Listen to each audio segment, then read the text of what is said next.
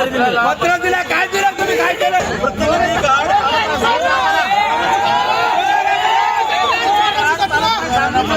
अरे येतात दे येतात दे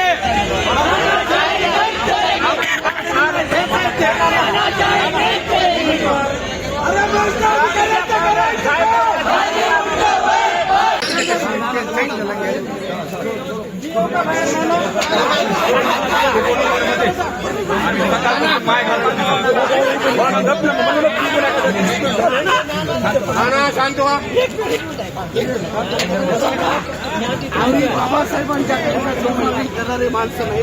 फक्त ऐका ना कुणाशी बोलायचंय कुणाशी बोलायचंय मीडियाला बोलून आमचा प्रश्न सुटणारच नाही ना अधिकारी पाहिजे ना ते कोण आहे अरे का प्रश्न काय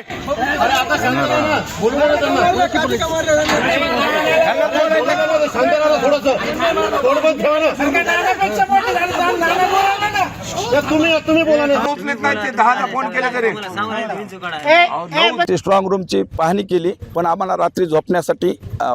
किंवा बसण्यासाठी व्यवस्थासाठी आम्हाला जे वाहन आलं होतं ते वाहन बी मध्ये घेतलं नाही आणि आम्हाला सुद्धा बाहेर हाकललं की तुम्ही आता कार्ड दिल्याशिवाय मध्ये यायचं नाही आणि कार्डच आमच्याकडे नाहीत आणि ह्यांनी दिलेच नाहीत आम्ही रितसर मागणी करून सुद्धा तर कसं करायचं रात्रीच्या आयच्या टायमाला 11 वाजता आता माणसं नाहीत हे नाहीत आणि मग रात्रीचं काही ह्याचं जबाबदार कोण आहे तुमची मागणी सांगा आमची मागणी हीच आहे की आम्हाला मध्ये बसण्यासाठी जी व्यवस्था केली तात्काळ आम्ही जे आणलेल्या आतरून पांघरून जे आहे आणि ते गादी कॉट टाईप ज्याने की चुकाड्याचे कोणालाही हे होणार नाही असं आम्ही सर्वांनी मिळून तिथं आणलेलं आहे त्यांनी मध्ये घ्यावं किंवा त्यांनी त्यांच्या ह्यांनी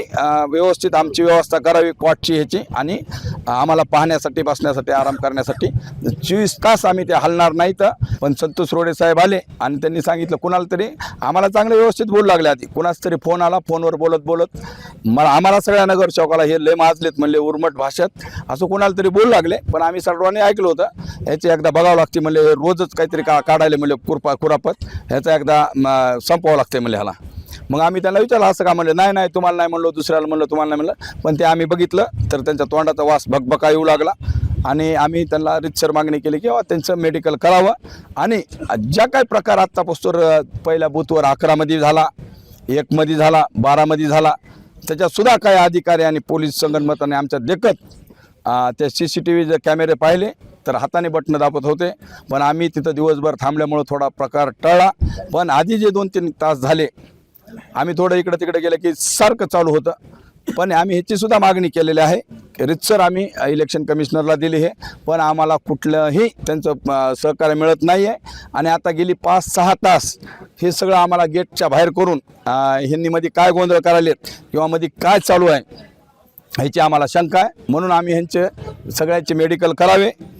आणि इथं चांगले अधिकारी द्यावेत ही मागणी केली आता पोलीस स्टेशनला सुद्धा रितसर सगळ्या पळीनं जनतेनं दिलेल्या भावनेचा आदर करण्यासाठी किंवा त्याच्यात काही गोळ होऊ नये मग कुणाचा असो जनतेनं दिलेलं मतपेटी बंद आहे पण त्याचं संरक्षण करण्यासाठी आम्हाला संविधानाने दिलेला अधिकार आम्हाला 17 दिवस कार्ड लागणार आहेत आम्हाला त्या ह्याच्यामुळे हाकलून लावलं सगळ्याला बाहेर आणि त्यांच्याच मध्ये पोलीसचा यांचा काय गोंधळ चालू आहे हे अद्याप आम्हाला कळालं नाही आणि हे ह्यांच्याच पद्धतीनं आरे रावेची भाषा कुणाला आलं की हे आरे तुरे चालू आहे बरं काय झालं तर तुमची जबाबदारी आमची एकोण्याकावर लोटालोटी चालू आहे पण ह्याच्यात काही मोठा होण्याची दाट शक्यता आहे कारण हे सगळे अधिकारी सत्ताधाऱ्यांच्या ह्याच्याखाली आदेशाखाली वागतात हे आम्हाला चांगलं माहिती आहे आणि सगळ्या परळीकरांना माहिती बीड जिल्ह्याला माहिती कारण ह्याच्यात इथं काहीतरी मोठं षडयंत्र होण्याची शक्यता आहे